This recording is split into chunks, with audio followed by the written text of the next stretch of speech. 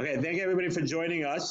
This week's Parsha is Parshah Tetzaveh, and it's also Parshas Zachar, right? Because Purim is on Friday, in a week from Friday. Sorry. So since this Shabbos is the week before Purim, so therefore we read Parshas Zachar, and hopefully we'll talk a little bit about Parshas Zachar also today. We are right now on page 464 in the ArtScroll Chumash. So Parshas Tetzaveh continues as from what we speak about last week's Parsha. Last week, primarily, we were speaking about the building of the vessels and the Mishkan itself. This week, it speaks about anointing Aaron and his children, Nadav, Avihu, Lazavi, Samar, anointing them as a priest, and then it goes into the clothing of the priests, the priests, the high priest and the regular priest, right? And then it goes into the process. Just sort of a quick glance. We're not going to go through all of it, and then it goes into the process of what it entailed to sanctify them. Right? Moshe had to put on their clothing, and then the different sacrifices that they brought during that time. That starts on page 474, chapter 29. That's where that starts, and it goes into the different things that they did, the different sacrifices that they brought. Hey guys, there's a hummus right there if you want. Right, and it goes into that, right, and then it goes into very interesting. It goes sort of it talks about the carbon tamid, the daily sacrifice, and we'll talk about that a little bit, right, and then it goes to the building of the mizbeach, Torah, right, the other mizbeach, and sort of finalizes with sort of that and saying that goes into the Kodesh HaKadoshim, right? When Aaron goes in, and that goes in, and that's sort of a quick recap. We're going to touch upon a few things in this week's parsha, and I want to talk about Parshas Zachar also. We're on page 464, starting on page 464. So the first thing I want to talk about actually is I gave a whole introduction, but I actually skipped out the first few verses of this week's parsha.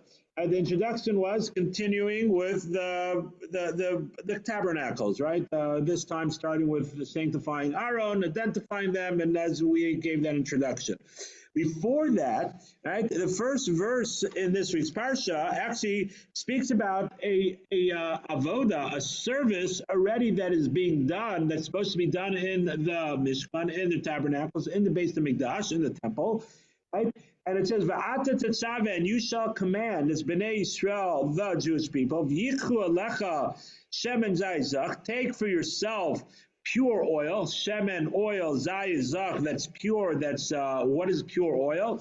So you go to the store and there's like virgin oil or extra virgin oil, right? So shemen zayzach is pure oil, means to say that the first squeeze, right? They only use the first squeeze of the oil of the grape. Of the grape, sorry, of the olive, that's grape juice or wine, right? Right, but of the olive, right, they use only the first squeeze of it, and then after that, they use the rest of it for other things, because after the first squeeze, it's possible that there's some sediments that will come in or some things, and that's not completely pure. Right, virgin or extra virgin, they use more than the first squeeze. Right, but that's the idea that it's this pure oil. Lamar, right? Pasas lamar, lalos ner tamid, right? It should illuminate to kindle the lamp of the menorah, right? Tamid, all the time. Tamid means all the time, right? Something that happens all the time. And that's about be'ol moed. It should be in the moed mechutza parokas, outside of the curtain. That is the Asher Ala Edus, right? Yarachos Aaron Uvanav, Aaron and his children, so light it, the Erev Adboka, from the evening till morning, Lefnei Hashem, in front of Hashem, right? Chukas Olam, Dosameis B'nei. So this is a commandment for generations, Chukas Olam, forever, amongst the Jewish people. So there's a few things that I want to talk about this. Number one, the commentaries ask from Moshe Feinstein and others that this commandment of lighting the menorah, Aaron and his children were not even made a Kohanim yet. as I was saying, after the next verse says, now you should elevate, right, Aaron and his children to become the Kohanim. So they have not yet become the Kohanim. So why are we speaking about the service of the menorah and Aaron and his children should do it when they're not the Kohanim yet? So you're going to tell me, Rabbi, what are you Hakana Tainik, right? You ever heard the phrase Hakana Tainik? Right? Hakana Tainik, right? Hakana Tainik means, I don't know, how do we translate Hakana Tainik? Hakana Tainik is what are you crazy for? Right? Hakana Tainik, like how can you? What are you driving me crazy for? What are you making trouble over here for? That's a good phrase you said. Hakana Tainik. Right? What are you Hakana Tainik for? Right? Well, you just said last week, and we've said so many times that the Torah is not in chronological order. Right? So if it's not in chronological order, so I decided to say this here, I decided to say that there. And like, what's the big deal? What are you driving me crazy for? Right? What kind of question is this? So that's true, but the reason why it is a good question, right? And as I'm talking now, I'm having a little nostalgia of my Rosh Yeshiva, my head of my yeshiva in New York, Chaim Epstein, of blessed memory. He was actually on the Saturday. He married me and my wife. When he gave his shir, he gave his lecture on Talmud. Right, it wasn't the most fanciest and wow, mind-blowing shir. He was able to do it without a doubt. Right, and I remember one time I asked him, and others, like asked him, like, why not? Like, he said, I'm not here to show off. Right? I'm here to teach you how to ask a question. I'm here to teach you how to answer a question. I'm here to teach you how to dissect the Talmud. Right? And not every question that someone asks necessarily is a question. Not every answer is an answer. Right? So that's what I'm trying to teach you. Right? And therefore, my shir, my lecture is designed for you to be able to see what is a good question, what is a good answer, how to dissect the Talmud properly. And then, Mirza Shem, when you go off, you'll be able to give a fancy shir yourself. And so, this what we're saying now is we're explaining why it's a good question, right? It's just sort of bringing back memories from our Rosh Yeshiva, right? I remember him sitting there and saying,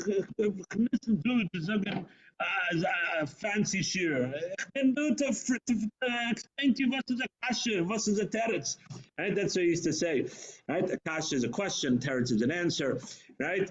So why is it a good question? Right? It seems like it's not what's the question? Like the reason why it's a good question is because this is not a timeline thing. Right? This is not a storyline. When we say that it's not in chronological order, and not in chronological order means to say when we're talking about the storyline, right, it's not in chronological order, right? When did Yisro came? What did he hear? So it's possible he heard about the receiving of the Torah, even though the Torah didn't tell us yet about the receiving of the Torah. This is not a story. This is a commandment that God is telling Moshe. So it's not chronological order. This has to, first we have to know that Aaron is the Kohen. And then once Aaron is the Kohen, then it could tell us that he has a commandment to light the menorah. Right? So it's not something that's chronological order kind of thing. It's something that Hashem can't command Moshe to tell Aaron to light the candles if he's not the Kohen yet. Right? First, God has to tell Moshe to make Aaron the Kohen.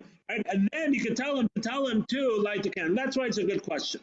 Right? That's why it's a good question. All right. So what's the answer? If it's a good question, now we have to have a good answer. Right? So what's the answer? So Rav Moshe Feinstein says something very powerful, and it's going to really allow us to expand on the menorah a little bit. I know last week we didn't talk about the menorah really, right? Even though it's not talking about the menorah in the sense of building the menorah over here, but we're talking about lighting the menorah, so we're going to talk about the menorah a little bit now. Right? Says Rav Moshe Feinstein that the Torah is telling us that the commandment of Aaron and his children to light the menorah, right, had nothing to do with Aaron being the Kohen. Right? Even if Aaron was not the Kohen, it still would have been designated that Aaron and his children would be the ones to light the menorah. And why is that? Because to light the menorah, you have to have a certain character trait. You have to have a certain embodiment of a presence of what you represent that you're able to be the one that lights the menorah. And what does that mean? Let's expand on this. All right, what is the menorah? Let's just change this a little bit like this so that I'm still looking at the camera and I'm looking at you guys. Right? Okay. right? So what is it? What does the menorah represent? And why is it that the menorah, the oil of the menorah, right? As we said over here, it has to be 7 zayim, has to be pure oil. Well, like who cares if it's a second squeeze, a third squeeze, right? You could use that for the korbanos, for the sacrifices who needed oil.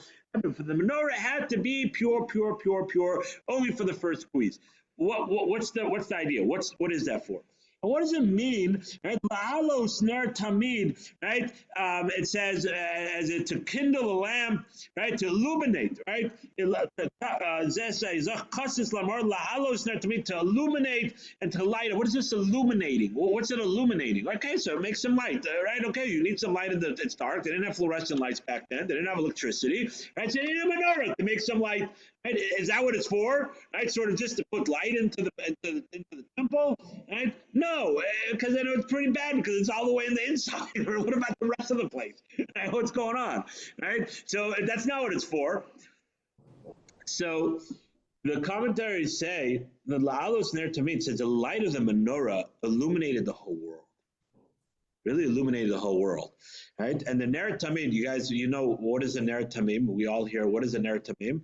Every synagogue has a Ner Tamim, right? We have a light, right? Exactly. You go into the synagogue there, you see there's a light on top of the Aron, right? Or next to the Aron Kodesh, right? There's always a light, right? And this is representing, right, the Ner Tamid of the menorah that was in the Holy of Holies. Every shul has a Ner Tamim, right? An eternal light, right? That is always lit, right? In the olden days, they had actual candles, and they would have like these big candles, and they'd make sure that it never went out. There'd be the shamus that was part of his job, right, to ensure that. Right now, we have LED lights that last for 1,000,000 years, right? So we're good, right? But the idea is, right? The idea is that this is a representation, sort of to mimic of what the Ner Tamim, the everlasting light in the temple was, in the menorah was. And what is that? The menorah, as we know, represents the oral Torah. The Aron, we spoke about last week, represents the written Torah. Right? The Luchos was inside. The menorah represents the oral Torah and the majestic of the Torah, the hidden part of the Torah. Right? The part of the oral Torah is the hidden, the Kabbalistic part of the Torah. That's what the menorah represents. So we elaborated a little bit by Hanukkah time. That's the idea of the Hanukkah story. Right? Also, why did they go against why the menorah? Right? It has to do with the Hanukkah story. We're not going to get into that right now. Right? But that's what the menorah represents. Oil, right? It represents an element that doesn't mix with other liquids, right? We spoke about the Hanukkah time. Oil doesn't mix with other liquids, right? Milk and water mix together. Soda and anything mixed together, right? Gasoline and other liquids, right, mixed together, but oil does not. Oil rises to and not only that, it rises to the top. That's what oil does. Oil rises to the top. And it's telling us that this light, the light of the menorah, the light of Torah, the light of the hidden part of the Torah, and really the light of each one of us, the neshama that we have inside of ourselves. We have a neshama. That's why when, unfortunately, when someone passes away, we light a candle, right, to commemorate them. Right? There's a candle, a consistent candle in a shiva house for 7 days. Right? On a yard site, we light a candle, right, to commemorate Shabbat. We light a candle. We know it's ballistically, it's halakhically, you only have to have 2. Right? But the custom is to light for each one, for every member of the family. Right? That's a custom, right? And that has to do because we sort of say that each candle represents each person in the family. We always do not designate. My kids say, well, that's mine. No. We don't designate a candle because, God forbid, if it goes out early or whatever it is, we don't designate a candle for each person. But it's customary. It's customary to light a candle for each individual in your family, right? We have 7 candles we light in our house, right? My mother lights 9 candles, right? My mother-in-law lights 13 candles, right? Right? But that's customary because the neshama, the light, also the candle also represents our neshama, our soul. Right? And our soul is the essence of spirituality, which is the oral Torah, written Torah too, Torah in general, but the oral Torah, the Kabbalistic part of the Torah, and that's the light that illuminates the world. That's the light that illuminates the world. So how can you illuminate a world with something that's a little tainted? if the oil has some fragments in it, some pieces in it, even if it's minute, even if it's tiny, right? It won't be. It's not pure. It's not a pure. It's not a pure fire. Right? It's not a pure oil, and then there could be a little mix and a little this, and the pieces will probably mix with the water or mix with other liquids, and you don't have that purity of the fire. You don't have that purity of the oil, right? Which represents the neshama, which represents the Torah, right? And therefore, that's what the Torah is telling us, right? That the ner tamim, right? The everlasting fire, the everlasting candle that is lit, and again representing our neshama, and then we represent it in the synagogue, right? With our candle, right? That is something that has to be pure.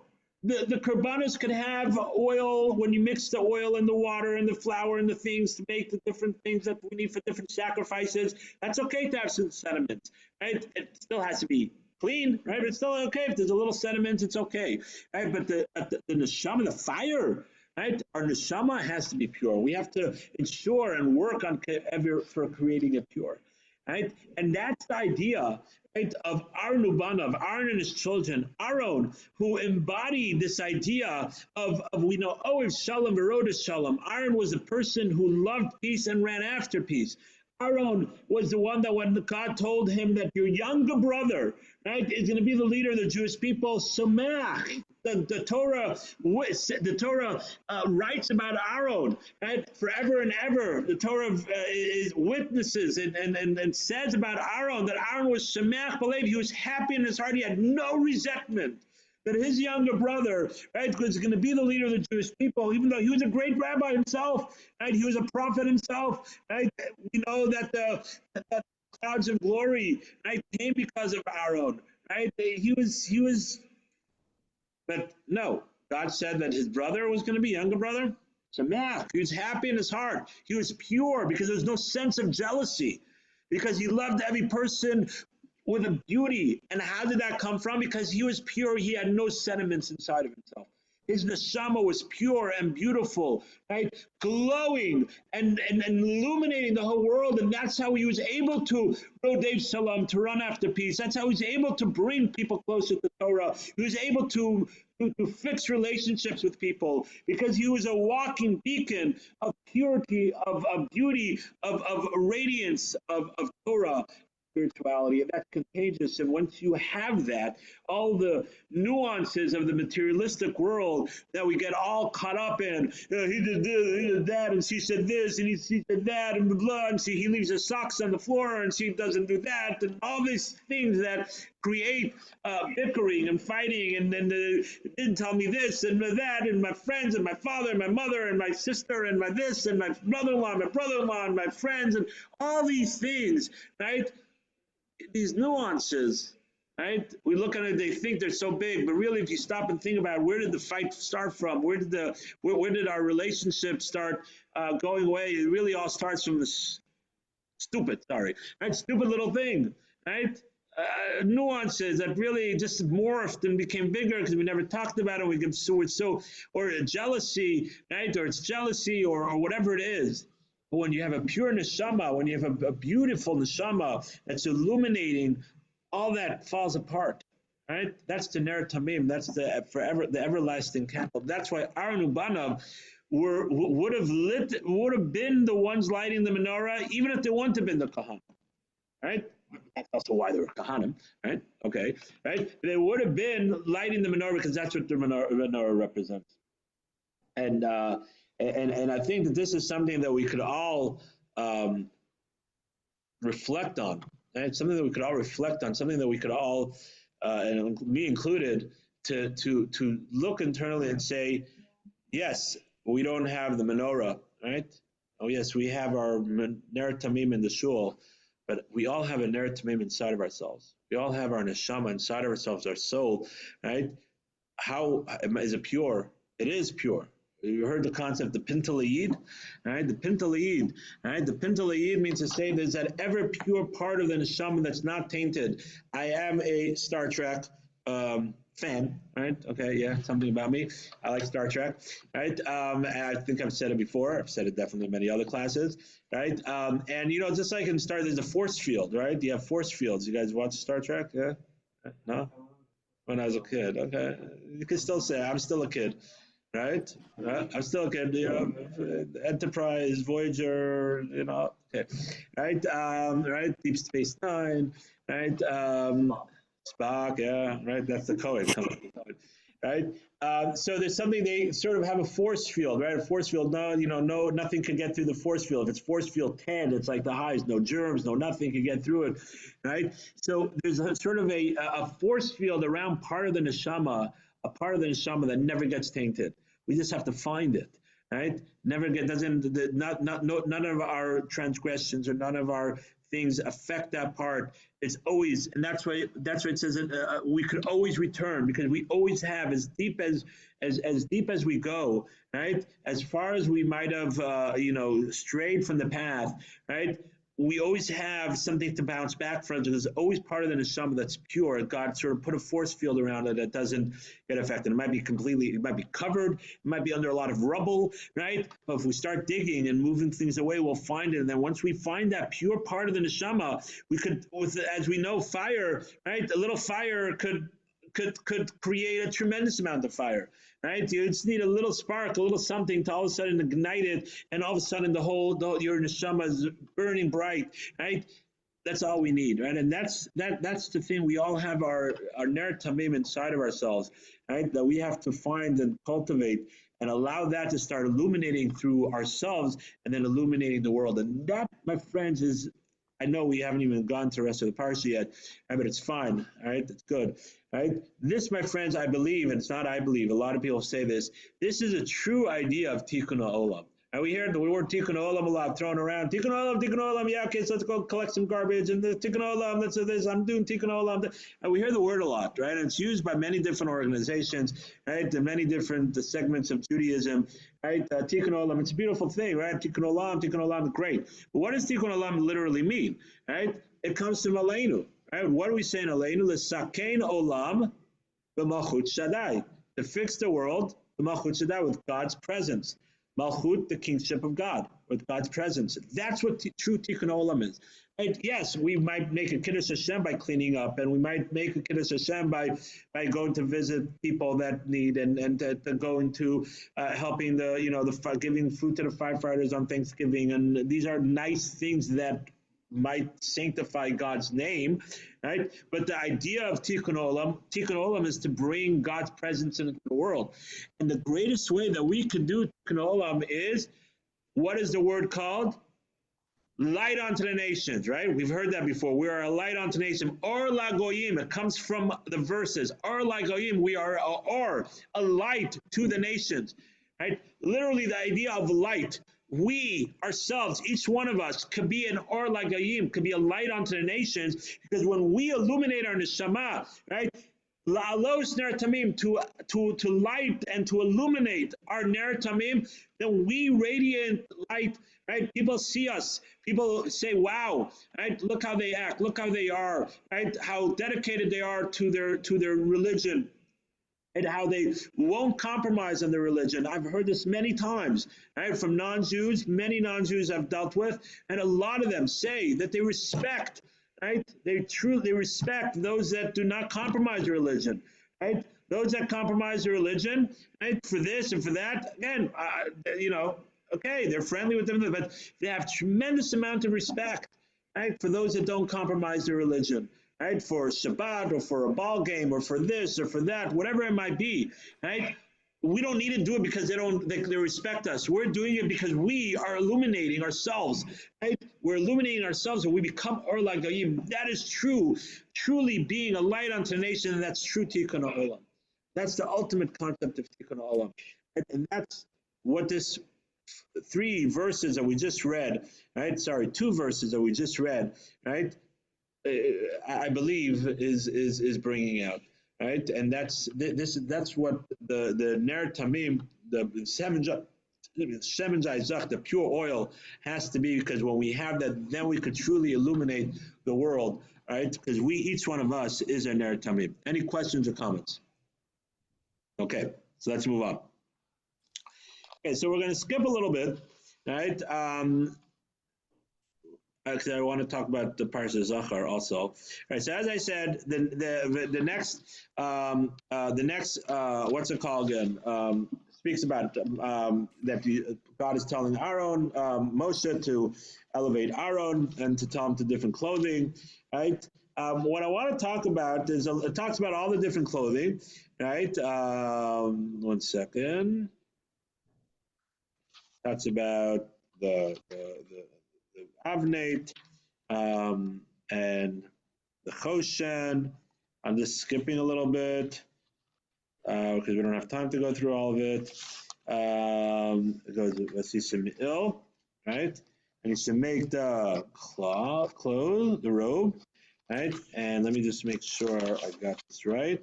Yeah, so on the Me'il, right? So if you turn to page 472, so I want to talk about this for a minute. So the Me'il is the robe, right? And there's a diagram of it. There's a picture on page 473 of sort of we're talking about the Kohen Gadol's clothing right You want now. to see it? Oh, sorry. On page 473, right? There's a diagram, sort of the whole Kohen Gadol's clothing with the hat and the avnate and the tzitz, right? And we're not going to go through all the clothing right now. I encourage you to go through it, right? But on page 472, when it's speaking about the Me'il, the robe, on the bottom it says, right? It really starts on page 470, verse 33. Vasisa aslulea rimone tchelis vargaman, right? You shall make on its hem pomegranates, right? And then on the next page it says v'pamone zahab esachim saviv, and gold bells between them, right? So if you look on page 472 in the commentaries on the bottom, there's a picture of it, right? So on the hem, right, on the hem there was a pomegranate and a bell, a pomegranate and a bell, right? And the next verse says, Pamon Zahav Rimon, Pamon Zahav Rimon, Asulim Il Savim. This should be and I don't want to, we're not going to get into this, but it's a good question. Why does it seems to be like repeating itself? It's not they used to do it, then it says it again, right? And on the hem it should be, right? Good question. Why is it elaborating sort of on its details so much over here? We're not going to get into that. And then the next verse like this, V'hayal Aaron l'shorish v'nishma kolo b'vo el hakodesh. And it will be, Aaron will wear it, right? And v'nishma kolo will be heard the noise b'vo el hakodesh when he comes into the kodesh, into the holy. L'fnei Hashem b'tzeso, and when he goes out, lo yamus, and he will not die, right? And he will not die. Right. So basically, what it's saying is that this is a sort of a warning bell, right? Right. Why do we have the pomon and the rimon, right? In order, because they'll bounce against each other because they're on the hem, so they're loose, and they'll make a noise, right? Because they're made out of gold, right? So they'll make a gold, they'll clink against each other, right? So it will nishma kolo, it'll be heard the sound when he goes into the holy in front of God. So when he goes out, and he won't die, right? So he won't die because that it's if he didn't do this, then he'll be obligated to death, right? So if he didn't wear this and then it didn't make noise, he'll be going in and out. He's not wearing the proper clothing, right? And there'll be a punishment of death. I don't want to get into that. What does it mean and how and why? And that's not the point I want to get into. The point I want to get into, what was the necessity of this? Everybody saw what Aaron was like. He was like a spy, like, oh, I'm going in quietly, and I don't want anybody to know that I'm going to the holies and I'm going out of the holies. So, like, no, God said you can't do that. So we're going to make sure that with the clothes that you're wearing is going to make noise. Like, what was the purpose of that? Right? Everybody probably, he was a Kohen Gadol, so he never walked around by himself. It's like, imagine like a king or a president. The president can't, do something private anymore, right? Maybe like, in the early days, when they didn't have like heavy, secret service and this and that, it was much less. But now, right, you can't do anything private. Everybody knows where he is. Everybody knows what's going on, right? If they don't know where he is, they'll be, he'll be DEFCON 1. right? If they didn't know where he is, right? You know where he is. So the Kohen Gadol always had Kohanim with him. Whenever he walked with an entourage. So, like, what was the purpose of these Rimonim? Right? So, and the Torah goes out of its way to say, and it will be heard when he goes in, and it will be heard when he goes out. Like, what's the Torah trying to tell us over here? And I heard this beautiful idea. It could be I read it or I heard it, probably both, right? That the Torah is teaching us something very important. That, yes, even though other people know, but when you go into a Kodesh, when you go into the Holy, and then when he comes out of the Holy, right, there has to be like a call before. There has to be a recognition. There has to be a sort of a warning kind of thing, like a call. Not to compare holy to non-holy, but like, when someone enters the king's chamber, there's an announcement, right? The Duke of blah blah blah is coming, right? Blah blah blah is coming, right? And they go, right? Whatever it is, right? It depends on the level of wherever they are, right? But if it's a walk-in, right, it's announced, right? Or if the king is walking through the palace and he's walking through different rooms, every time he enters the room, if there's people there, they would say, "The king," right? And everybody would, before he walked in, right? Not to compare holy with non-holy, but everybody knows the king's coming, right? He walks with the entourage also, right? But there's a certain respect and a certain kavod of sort of it being announced, right? Being announced and knowing that this was happening, right? And that's what the Torah is telling us, and that's why the Torah goes out of the way. The Kohen Gadol, when he's going to the Holy of Holies, going to Holies, walking out of the Holy, right? It's just sort of it's not only that. Every time he walked around, it rung, right? It's not only that. Wherever he walked around, this is not the Kodesh. Wherever he walked around, it rung, right? To sort of make that announcement. What does this have to do with us? As we know, we try to bring everything down for us to learn from and to grow from. There's a certain sense of modesty of making yourself known and not just to walk in somewhere, right? I don't do this, but there are people that even when they walk into their own home, they knock on the door before they walk in, right? Even before they knock on the door and they open up and they walk in, right? I don't do that. I don't do that, right? I walk into the house, right? But sort of it's brought down. People do that, sort of knock on the door and then they walk in, sort of not to startle people, not to, right? Just to make your presence be aware, right? And on a more, practical thing, right? You're walking into a room, right? The other day, right? Where was I? Oh my gosh. It just came to me. I was walking. Oh my gosh, I'm trying to remember where I was. Oh, yeah. I was walking home from shul this past Shabbos, right? We were here, we were here, and I was walking home with Ezzy, right? Because Ezzy stayed, right? My cute boy, right? And we were on the bridge over the 170 going towards our house. And there was this older gentleman walking in front of us, right? So he was walking a little slow, it's fine, like we were ahead, and actually worked out. I didn't slow down too much, but like as he was getting off the bridge, sort of we were over there, and then it widens up, and I could pass by him. It was fine. So he was like walking, like all like, he was actually, I think, singing to himself or something, right? And it widened, and I just go around, and like his eye caught me, and he like started, oh my God, he like got all startled. Right? And I said, "Oh, I'm sorry." He said, No. I was just not paying attention." But it's just like it startled him. I'm just walking. Excuse me, sir. I could have just said, "Excuse me, sir," and just made my presence aware, right? That I'm behind you, right, and not startle him, right? I thought about it. I said, "Oh, I said, I'm sorry." I should have said, "Excuse me." He said, "No, you didn't have the right." But there's a concept of not sneaking up or just not, it's not sneaking up or just walking into somewhere but making your presence where there's also a certain level of modesty. Again, modesty doesn't mean to say only the clothing that you wear, which is a big component of modesty, both for men and women. It's a mistake that people think, right? It's not modest for a man just to walk around without a shirt either, right? People think, oh, it's fine because he's a man, he could do that, and so, right?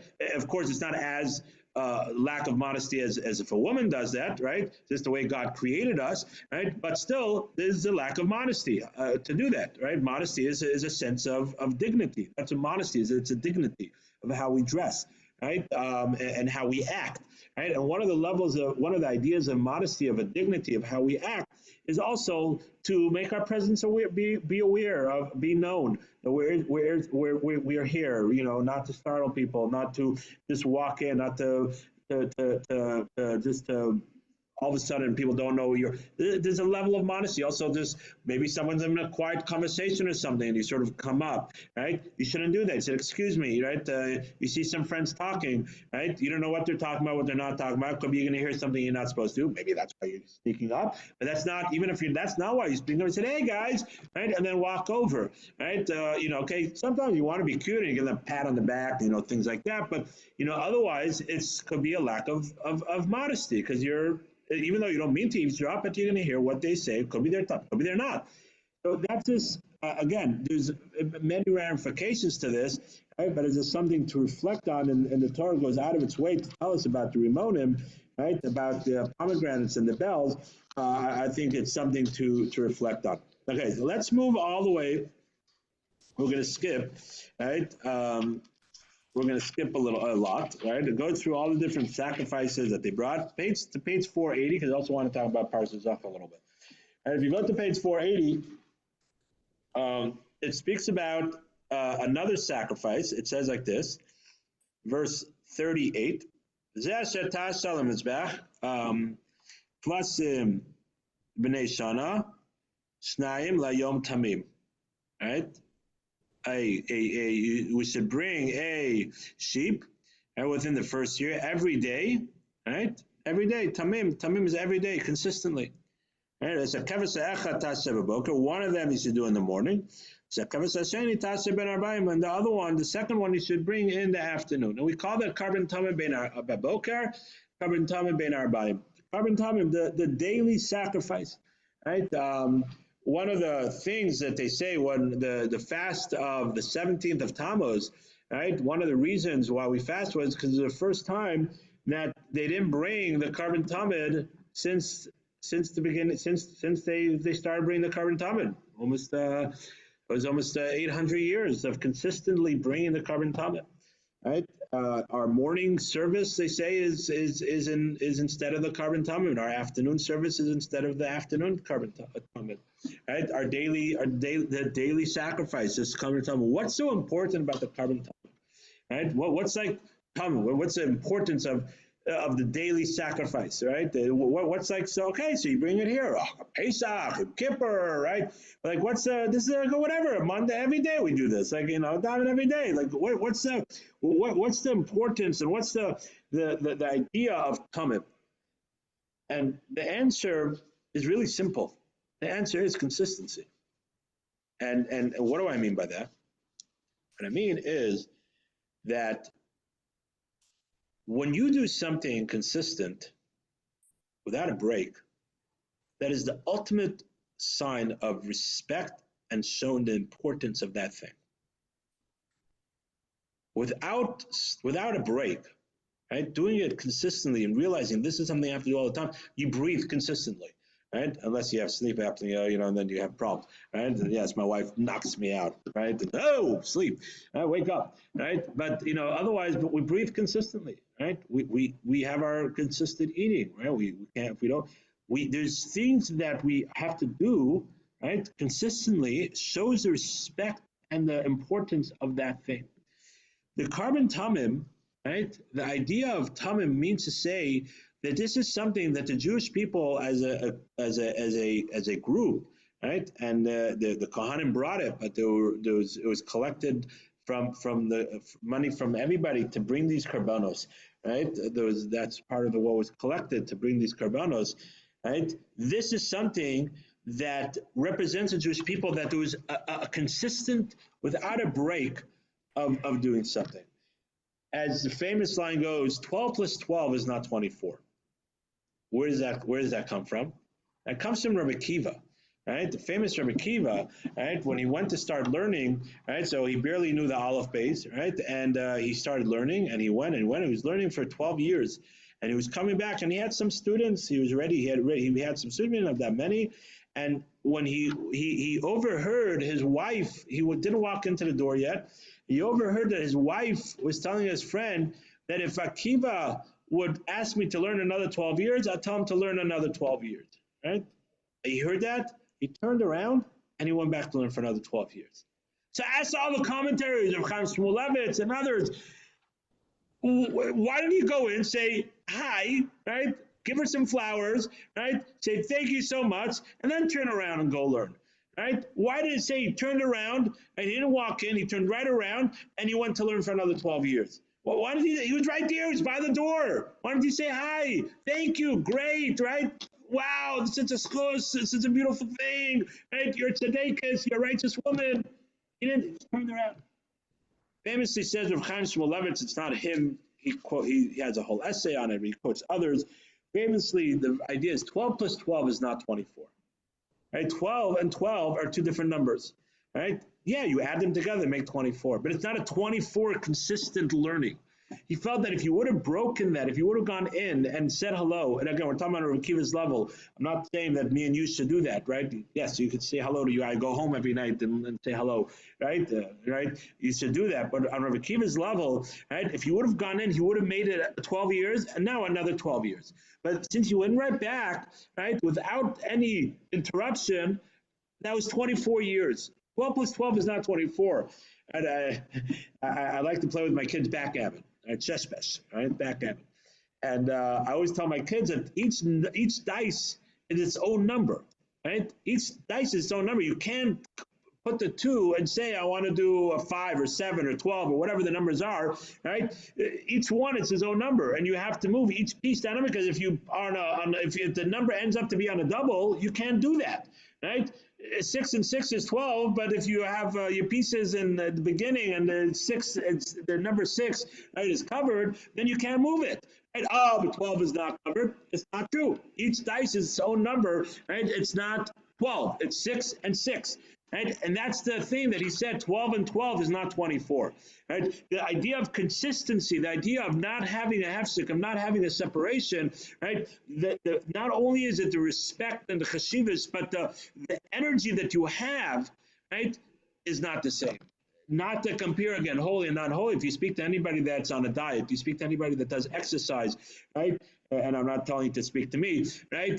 But anybody that does that, right? They all tell you that if they take a day off, it's not the same. They have to get back into it. Even one day, right? They have to get back into it. The momentum is broken. Right? The momentum is broken, right? And that's that's the idea of the carbon tamid, that we, and it doesn't have to be every day. It could be if you have something going on every week. You have a Wednesday night class every week. You have your Rabbi Sentel class every Tuesday, right? You come to shul every Shabbos, right? This Shabbos I can't. No, I'm doing it consistently. Right? I want to show that respect. I want to show that chashivas. I want to show that I'm trying to build this up. So even if it's a consistent every week, it's consistent once a month, or whatever it is that you're doing, right? We have to do it consistently. We can't say, well, I'll do it this week and not that week and this and that. We have to do it consistently. And that's why sometimes things happen. But that's why I try as much as I can not to cancel this class, right? With the snow or whatever, right? Sometimes I just can't. I have other jobs that I do, so I can't, right? But I try not to cancel the classes because there has to be a consistency. Even if 1 or 2 people come, just for myself. I don't want to break that consistency, because then I have to get myself back into it. So I'll do it on Zoom, and hopefully people can listen to it on Zoom. But there has to be a consistency. There has to be that momentum, right? And that's how we grow in our spirituality. You want to grow in your spirituality. You want to really change yourself. Right? You really want to take that next step? Don't keep on breaking it up with things. Don't keep on breaking it up. You have to just keep on plowing, keep on moving, keep on doing, right? Wherever you're doing, do it consistently, right? Don't one day week, one day this, one day that, right? No, consistently. And that's the power of the carbon tamid, of the daily sacrifice that was brought every day. It says in the merit of the daily sacrifice, so Jerusalem was not destroyed, and that's why the Greeks, the Persians, right? They knew that, right? It wasn't the Persians at the time, right? It was I'll get back to it. But during the first temple, in the beginning, they were bringing them sacrifices, right? They were sort of bartering. They gave them gold, and they brought them. They sent up a sheep every day, right? Because they didn't have any cattle left. And then they realized that no, that's what's keeping the consistency, bringing the carbon tamid is what's protecting Jerusalem. And they stopped giving them, right? And from then on, that was the beginning of the end, right? Because they didn't have that energy, that power of the consistency of the carbon tamid. So we ourselves have to build that consistency, build that strength of not stopping, right? And as much as we can, right? Whatever it is that you're doing, right? To do it on a daily basis, right? On a monthly basis, on a weekly basis, but to do it consistently, right? Without stopping, that's it. That's the power of growth. That's the power of changing ourselves, right? And that connects back to what we spoke about in the beginning. That's how we connect to our neshama, our ner tamim inside of ourselves, and build it up, right? Think about a fire, right? Right? We in the summer we went to where was it again? Arkansas, somewhere in Arkansas. No. We went to some like small hick town, like 500 people live there, right? In Arkansas, in the mountains, right? In the mountains of Arkansas, we had like a cabin. It was very nice. We were there for a week, and we had a beautiful view. And there was a fire pit there, and we like a night. We went and made a fire, and if you didn't keep on feeding it, if you didn't keep on working on it, then eventually it dies out. And then you blow it again, and you get it going again. But then if you don't keep on feeding the fire, it dies out. You have to keep on feeding it. It's not just going to go by itself. You have to blow it. You have to you have to feed it with more things.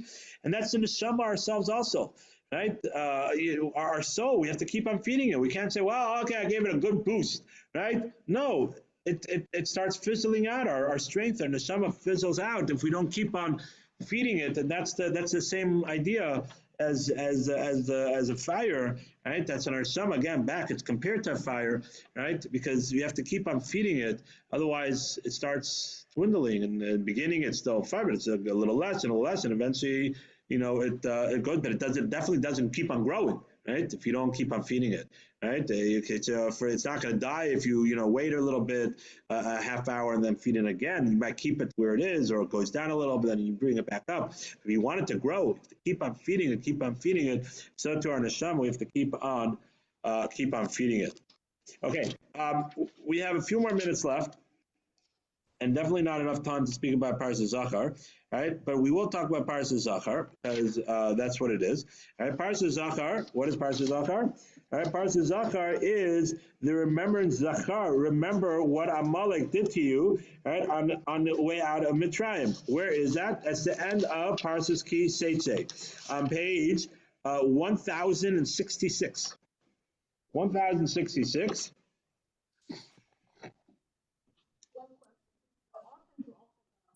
Yes, there was never a break. The carbon tamid, right? The daily sacrifice was a daily, every day. Shabbos, Yom Kippur, Rosh Hashanah, right? Whatever it was, every day there was not a stop, right? And that's what they say. Why? Why was it overcame Shabbos? No, because this idea of consistency, right? That Hashem said, no, that I want you to do it even on Shabbos, right? I want you to do that. And so what is Parshas Zachar? So Parshas Zachar, right, it's brought down in the Talmud to read it the Shabbos before Yom Purim, right? And it's according to some opinions, it is the only biblical obligation to read from the Torah. Highly recommend everybody to come to shul, right, and to hear it, right? Because some opinions hold that Parshas Para also, which is next week's Parsha. Next week, the next one. I have to look at the calendar, right? But I don't want to talk about that. But Parshas Zachar, everybody agrees, is the only biblical obligation. The Torah that we read is on the Shabbos is rabbinic, right? It's from different Nevi'im, from the prophets, right? But the only biblical obligation to read from the Torah, right, is Parshas Zachar. It says, "Come on, Zachar, remember what Amalek did for you on the way out of Mitzrayim, that that it attacked you on the way, right? And then it continues, right? And I don't want to get to the rest. What's the idea of Parshas Zachar? Why did God command that we have to remember what Amalek did? Say what Amalek did. Others fought with us also, Sichon and Og, but others also fought with us. Why Amalek? right? Why is it Amalek that they came and fought with us, and that's what we have to remember, right? What's so significant about Amalek? Why do we read it before Yom Kippur, before Purim? Because as we know, Haman, right, came from Amalek. Right, Haman is from Amalek, right, and we know that it's brought down traditionally that sort of all evil people that decreed against the Jewish people sort of throughout history, even though we don't know exactly who Amalek is now, because Sancherib, one of the kings during the end of the First Temple era, he sort of mixed up the world. He took people and placed them in different places, right? So we don't know exactly who Amalek is exactly, right, now. Right? But it's brought down, right, that it's sort of anybody that's sort of really evil against the Jewish people probably has a bloodline coming from Amalek. And that's a different discussion. So this is why we read it before Purim, because Haman was from Amalek, and remembering Amalek, right? Remembering Purim is also remembering Amalek. We read the Parsha on Purim. The Torah portion we read is not this Zachar, but it's the end of Parshas, Bishalach, right? When it speaks about over there that when Amalek came to fight with the Jewish people, and that's the connection to Purim. Why does the Torah want us to remember about Amalek? There's a mitzvah to wipe out Amalek, right? We have to wipe out, right, Amalek, right? There's a mitzvah to do it, right? Mitacha, it says, the end of the parsha, it says, Timcha Zecher Amalek Mitacha Shemaim Lo Tiskach, right? You shall wipe out the memory of Amalek from under the heaven, you shall not forget. The verses in the Torah, right? What did Amalek do, right, that they deserved, right, all this recognition, right, sort of to wipe them out, right? So very quickly, because we elaborated this at length, but the commentaries explain that Amalek was the first one to attack the Jewish people. There's many different ideas, but the first one, Asher Karcha, and they sort of attack you sly on the road, and they're the first one to attack the Jewish people. The Talmud tells us, and the Midrash tells us, that all the nations were petrified of the Jews. They said the 10 plagues, splitting of the sea, and no one would have touched the Jewish people. They were petrified of the Jewish people. Amalek said, the Talmud, the example that they give, and I think Rashi quotes it, right, is that the example that they give is that Amalek was like the one that said the boiling pool, right, boiling pool. I'll jump in, even though I might get burnt, but at least I'll cool it down for everybody else. And Amalek said, even though they knew they were going into the fight knowing that they were probably going to lose, right? They didn't think they were going to win. Right? They knew they're probably going to win. They'd lose. They're fighting against, the Jewish people, and God was on their side, right? But they wanted to sort of cool down, not the waters, but cool down the inspiration, the fear, the awe of God in the world. They were willing to take a hit. They were willing to take a hit for it, just to show that, hey, look, yeah, we lost, right? And yes, might have been a little miraculous that we lost, but look, you can fight the Jewish people, right? You can fight them, and that's why later Ammon and Moab and Sichon and Og and all those they went and fought the Jewish people, right? Because Amalek was the one that sort of cooled down the spiritual waters. What does Amalek represent? Amalek represents the epitome. Right? The epitome of secularism, the epitome of not believing in what we might call atheism, right? But really, Amalek represents the idea of that to root out any inspiration that anybody might have, right, in spirituality. In spirituality. Not, okay, live and let live. You want to be spiritual, good for you. I don't want to be spiritual, I'll just live myself. Okay, that's one thing. But Amalek went out of its way, sort of jumped into the hot water to cool it down, to allow other people to not be so inspired, right? To wipe away that unbelievable inspiration. It said that if they wouldn't, Amalek wouldn't have jumped in, and it would have been all the nations, as it says, and in the end of days there'll be Kol Amei Haaretz Yerucha, all the nations of the world will fear God, and it'll be the utopia. If Amalek wouldn't have jumped in, and if it would have allowed the world to sort of live in this utopia for a little longer, then there would have been the Mount Sinai, right? It could have been the end of days, because the whole world would have experienced this unbelievable experience of the oneness of God. Right, but Amalek, no, they can't handle that, right? And that's, there's always an Amalek around us, right? Always an Amalek. We have to make sure that we're not that Amalek. Yes, we're not the bloodline of Amalek, But we have to make sure that we're not that Amalek, that we're not the ones that are hindering people's growth and spirituality. Right? It could be many different ways.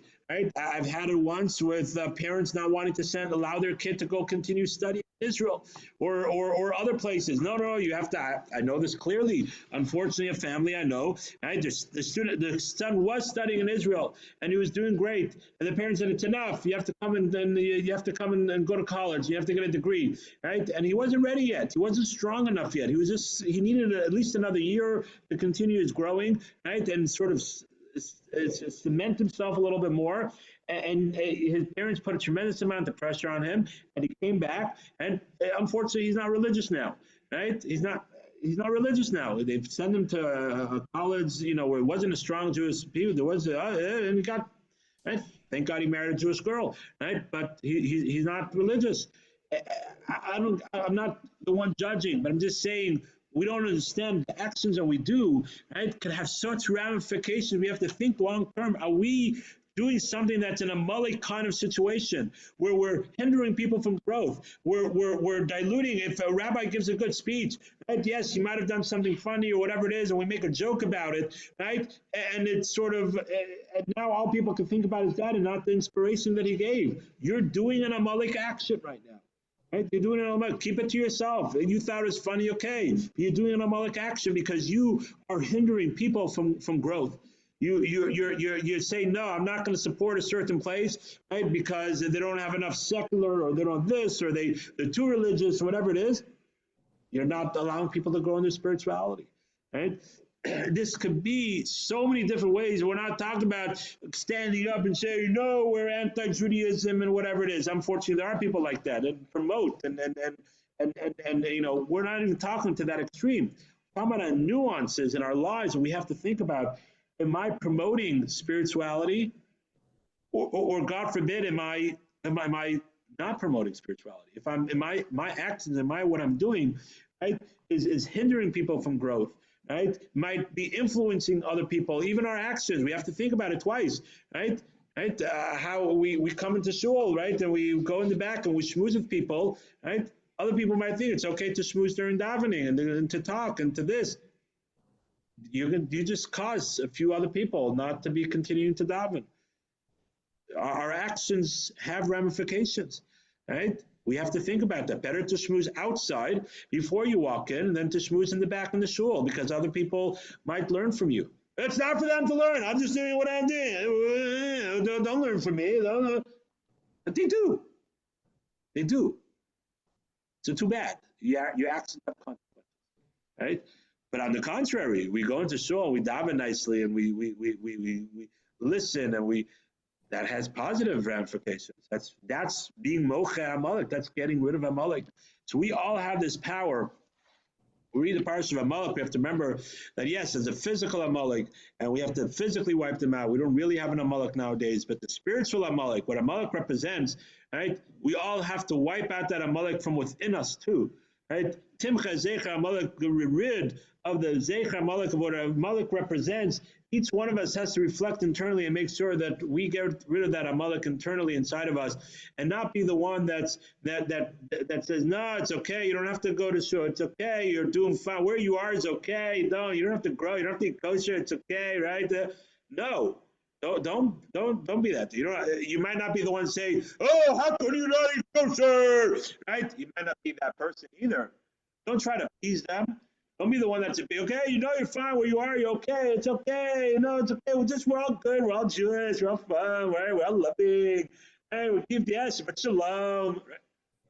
We have to be careful what we say. We have to be careful. Yes, we want to make people happy, but at the same time, we want to make people feel good. But at the same time, we also can't hinder them from growth.